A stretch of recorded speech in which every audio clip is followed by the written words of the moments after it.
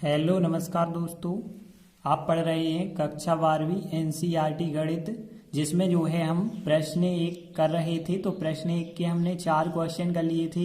आगे हम पढ़ेंगे प्रश्न 5वां। प्रश्न एक का जो है 5वें नंबर का क्वेश्चन हम सॉल्व करेंगे।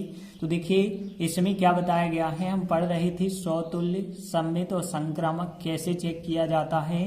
तो देखिए 5वां सवाल है, किसी विशेष समय पर किसी नगर के निवासियों के समुच्चय में निम्नलिखित संबंध आर दिया गया है। और जो निम्नलिखित दिया गया है उसमें जो है पहला सवाल है कि आर एक संबंध इस प्रकार से है, वो एक्स वाई के रूप में है, जहां पे एक्स और वाई जो है एक ही स्थान पर कार्य करते हैं। तो आपको बताना है कि जी स्वतुल्य, सममित, संक्रामक है या नहीं है, चेक करना है।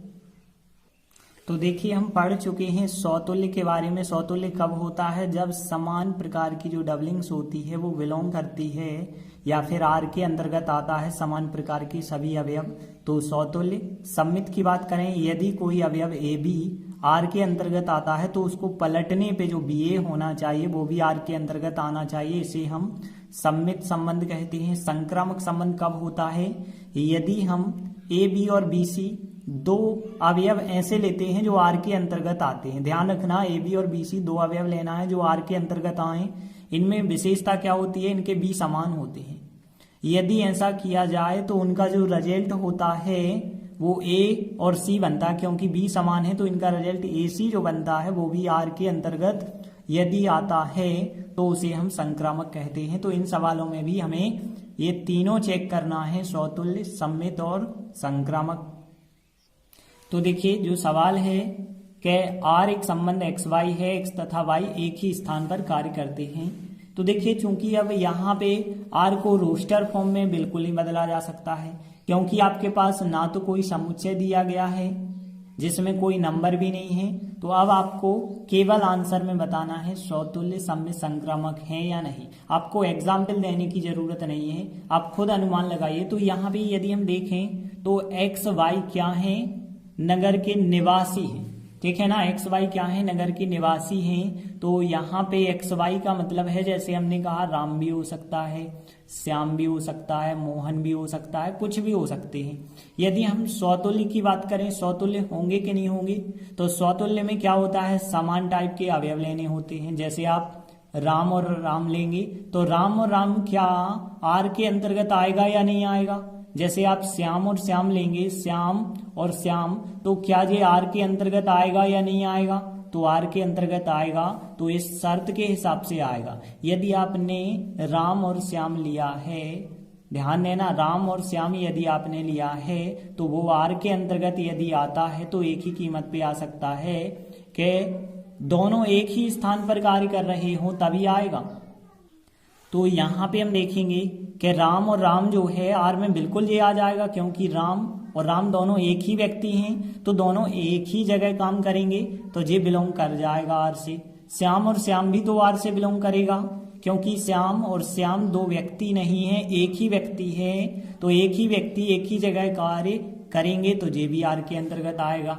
मतलब हम कह सकते हैं कि जितने भी समान प्रकार के अवयव होंगे वो आर के अंतर्गत आ जाएंगे, तो ये स्वतुल्य तो हो जाएगा। तो हमने क्या लिखा? दिया गया संबंध स्वतुल्य है। अब देखिए सममित होगा या नहीं होगा।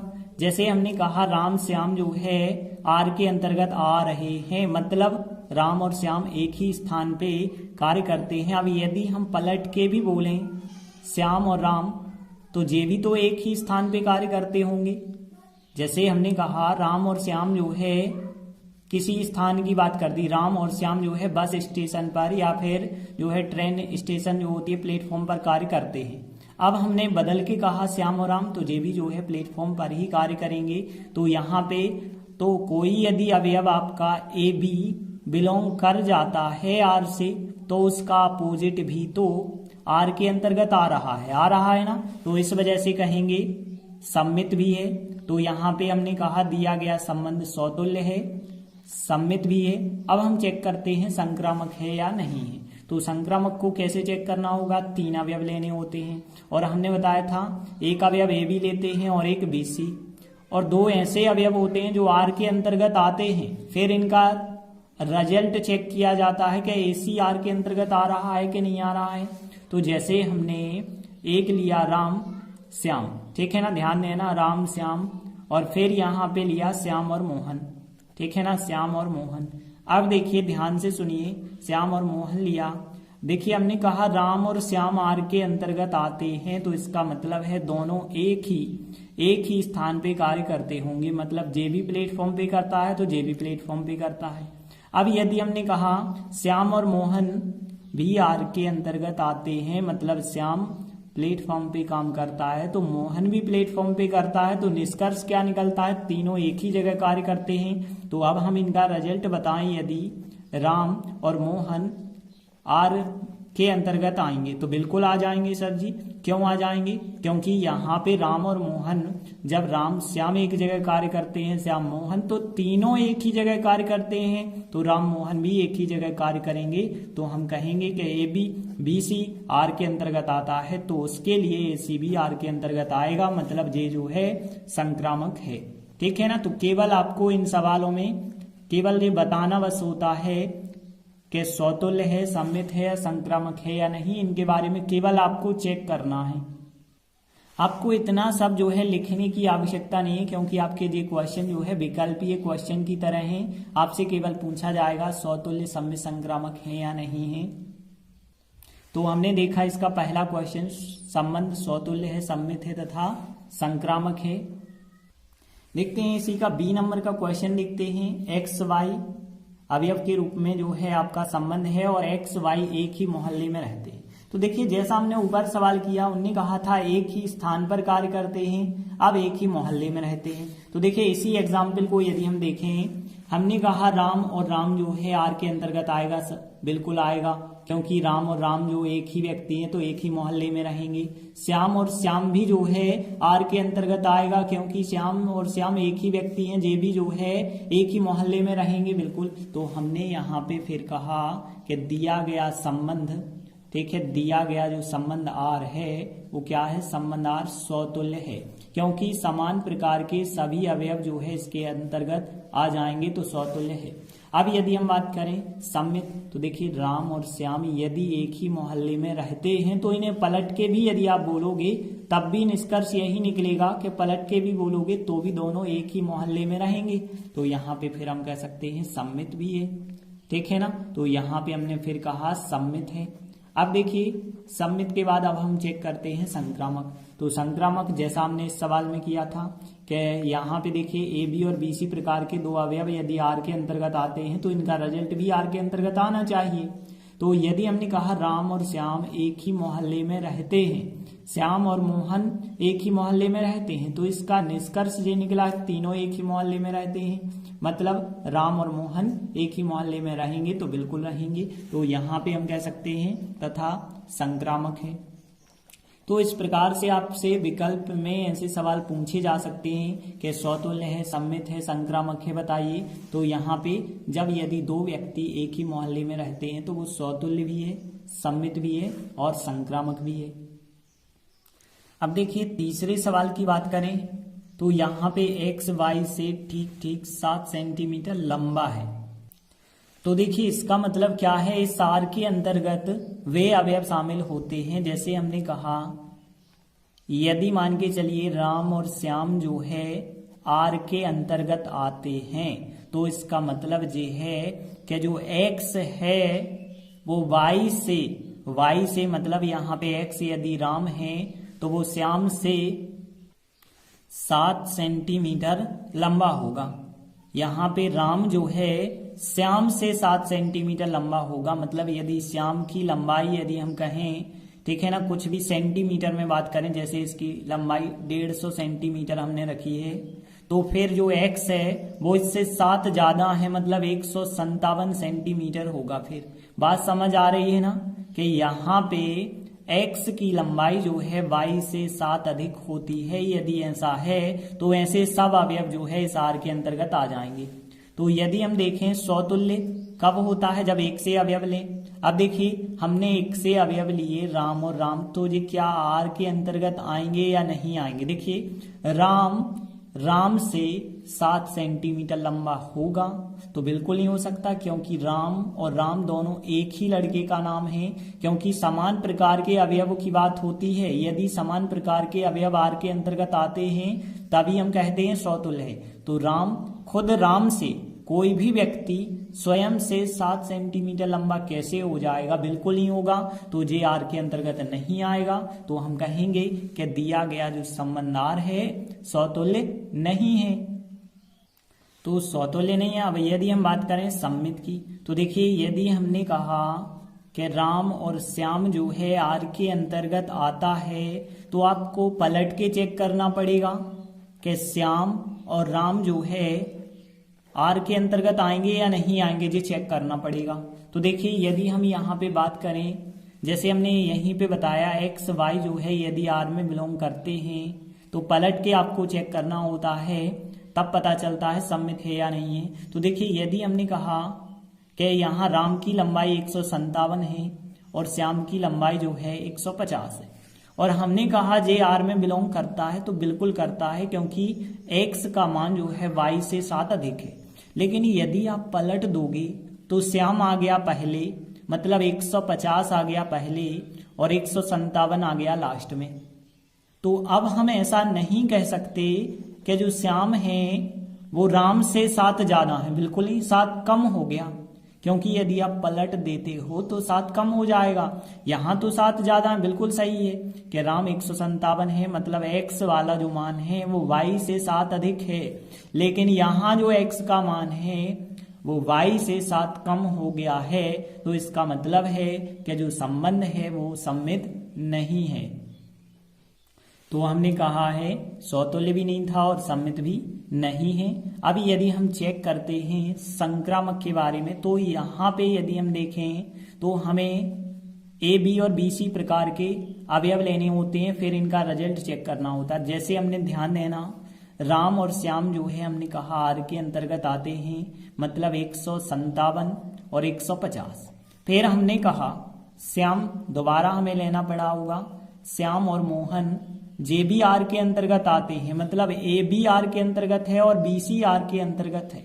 यदि है तो जे 150 और जे होगा 143। ठीक है ना, ध्यान देना, क्योंकि x जो है y से 7 अधिक है, ठीक है ना, और यहाँ भी x y से 7 अधिक है, तो जे दोनों अवयव तो r में हैं। अब इनका यदि हम रिजल्ट देखें तो रिजल्ट क्या निकल के आता है, राम और मोहन। तो राम और मोहन जो निकल के आया, राम की लंबाई, तो यहाँ राम की लंबाई कितनी थी 157 और फिर मोहन की लंबाई कितनी थी 143। तो अब आप देखेंगे क्या जे आर के अंतर्गत आएगा या नहीं आएगा। तो देखिए x का मान y के मान से 14 अधिक हो गया है, 7 अधिक होना चाहिए था, क्योंकि जे इससे 7 अधिक है, जे भी 7 अधिक है, तो टोटल राम जो है मोहन से 14 अधिक हो रहा है, इस वजह से बिलोंग नहीं कर पाएगा, मतलब हम कहेंगे संक्रामक नहीं है। तो फाइनल आंसर क्या होगा कि दिया गया संबंध आर जो है सौतुल्य नहीं है, सममित नहीं है और ना ही संक्रामक है। देखिए डी नंबर के क्वेश्चन की बात करें, एक्स वाई के रूप में, यहाँ भी एक आपका संबंध है, मतलब एक्स वाई कौन है, 2 व्यक्ति हैं। अब यहाँ पे किस प्रकार के व्यक्ति हैं, एक्स वाई की पत्नी है। तो यहाँ पे सीधी सी बात समझ आई कि एक्स वाई की पत्नी है, मतलब एक्स जो होगी स्त्री होगी और वाई क्या होगा, पुरुष होगा। जैसे हम कह सकते हैं यहाँ पे एक्स यदि पत्नी है तो सीता मान के चलिए, और वाई पति होगा मतलब पुरुष होगा, तो ये वाई मानेंगे आप, ठीक है ना, ध्यान देना। तो इस प्रकार का हम एग्जाम्पल लेंगे। अब देखिए यहाँ पे जे आर के अंतर्गत आएगा तो कब आएगा, यदि एक्स इस वाई की पत्नी होता है तो वो बिल्कुल आर के अंतर्गत आता है, तो ये तो हो गया संबंध। अब हमें चेक करना है कि सौतुल्य सममित संक्रामक है या नहीं। तो सौतुल्य के लिए एक से अवयव लेने पड़ते हैं, और एक से अवयव यदि आप जैसे सीता और सीता एक से अवयव लेते हैं, ध्यान देना, सीता और सीता लेते हैं या राम और राम लेते हैं, एक से अवयव लेने होते हैं। तो देखिए सीता और सीता, सीता खुद सीता की पत्नी नहीं होगी, राम की पत्नी नहीं होगा, तो ये दोनों के दोनों अवयव जो है बिलोंग नहीं करते हैं, आर के अंतर्गत नहीं आते हैं, इसलिए दिया गया संबंध सौतुल्य नहीं है। तो हमने लिखा दिया गया संबंध आर स्वतुल्य नहीं है। अब यदि हम सम्मित की बात करें तो देखिए हमने कहा सीता राम आर के अंतर्गत आता है। क्यों आ रहा था? क्योंकि सीता राम की पत्नी है। बिल्कुल सही है। अभी यदि आप पलट के कहेंगे तो यहाँ राम सीता आपको कहना पड़ेगा, तो यहाँ पे जे जो है आर के अंतर्गत आएगा या नहीं आएगा? तो देखिए अब जे बन चुका है एक्स और जे बन चुका है वाई।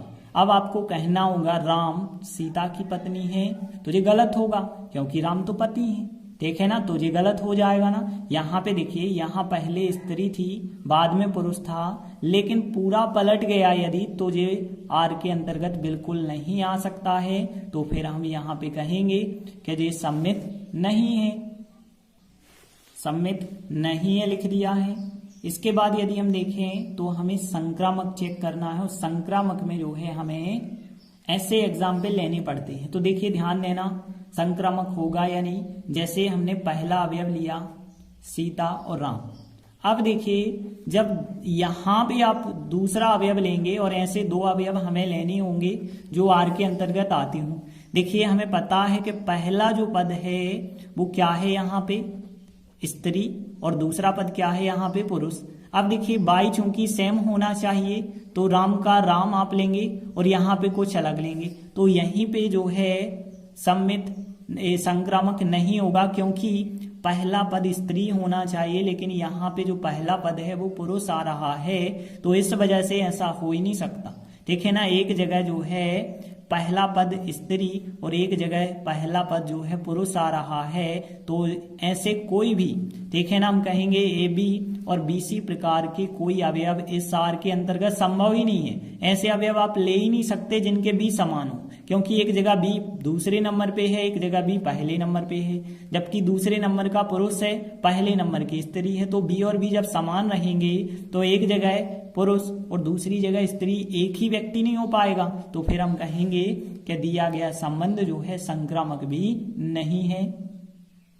तो देखिए आप क्या लिखेंगे, दिया गया संबंध आर स्वतुल्य नहीं है, सम्मित नहीं है और ना ही संक्रामक है। देखिए अगला इसका ई नंबर का क्वेश्चन देखते हैं। इस बार भी जो है एक संबंध है, एक्स वाई में है, मतलब दो व्यक्तियों के बीच है और एक्स वाई के पिता हैं। तो यहाँ पे आप देखिए कि एक्स वाई के पिता हैं का मतलब है कि एक्स पिता हैं तो वाई पुत्र हैं। तो जैसे हम एग्जाम्पल पे देखें एक्स पिता हैं, तो जैसे हमने यहाँ दशरथ लिखा और यहाँ पे हमने राम लिखा, तो आप देख पा रहे हैं कि एक्स वाई के पिता हैं, मतलब दशरथ जो है राम के पिता हैं। यदि इस प्रकार के अवयव आ रहे हैं तो वो आर के अंतर्गत आएंगे। अब देखिए हमें तो बताना है स्वतुल्य, सम्मित और संक्रामक। तो देखिए यदि हम एक से अवयव लेते हैं, जैसे हमने दशरथ और दशरथ एक से अवयव लिए हैं, तो क्या ये आर के अंतर्गत आएंगे या नहीं आएंगे? तो दशरथ जो है खुद के पिता तो बिल्कुल नहीं हो सकते, तो ये आर के अंतर्गत नहीं आएगा। यदि हमने राम और राम लिया होता तो राम राम का पिता नहीं हो सकता, तो ये आर के अंतर्गत नहीं आता। तो हम कह देंगे कि दिया गया संबंध आर स्वतुल्य नहीं है, तो स्वतुल्य नहीं है। अब देखिए अभी यदि हम बात करें सम्मित की, तो देखिए दशरथ और राम यदि हमने कहा आर के अंतर्गत आते हैं, अब इन्हें पलट के यदि हम चेक करें तो वो भी क्या आर के अंतर्गत आएगा?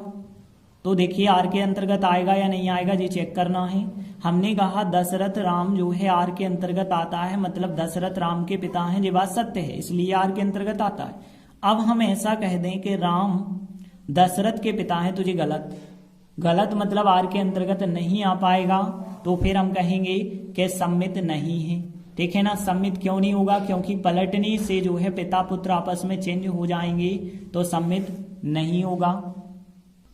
अब देखिए हम संक्रामक के बारे में बात करते हैं। तो संक्रामक के बारे में हमें पता होता है कि ए बी और बी सी प्रकार के अवयव लेने होते हैं आर के अंतर्गत। तो देखिए जैसे हमने यहाँ पे एग्जाम्पल यही रखे दशरथ और राम, मतलब दशरथ राम के पिता हैं, फिर हमने रखा राम और यहाँ पे लवकुश रखा, लव अकेला लिख दिया है। ये दोनों जो है आर के अंतर्गत आते हैं, मतलब दशरथ राम के पिता हैं, सही है, राम जो है लव के पिता हैं, ये भी बात सही है। तो ये दोनों आर के अंतर्गत आते हैं। इनका रिजल्ट जो निकलता है वो हमें पता है एसी निकलता है, तो वो आर के अंतर्गत यदि हो जाए तो ही हम संक्रामक कहते हैं। तो यहाँ पे देखिए राम और राम डी तो समान है, तो इनका रिजल्ट जो निकला है वो क्या निकला है, दशरथ और लव निकला।